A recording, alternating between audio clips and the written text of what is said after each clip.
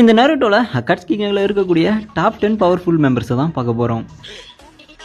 10வது இடத்துல இருக்கிறது சசோரி. பார்க்குறதுக்கு தான் குழந்தைகள்கிட்ட பிஸ்கெட் பிடிங்கி திங்கிற மாதிரி இருப்பான், ஆனால் பப்பட்டை வச்சு விளையாண்டுருவான். 9வது இடத்த பிடிச்சிருக்குது நம்ம டெரிடரா. காகிதத்தை மென்ன வேண்டியது, மற்றவன் மேலே துப்ப வைக்க வேண்டியது, அதுக்கப்புறம் அவன் வெடிச்சு செதற வைக்கிறது. 8வது இடத்துல இருக்கிறது ஹிடான். இவனை பொறுத்தளவுக்கு ஒரு சூனியக்கார பொம்மை, அவளை தான் வா செத்து செத்து விளையாடலாம், அவளை தான்.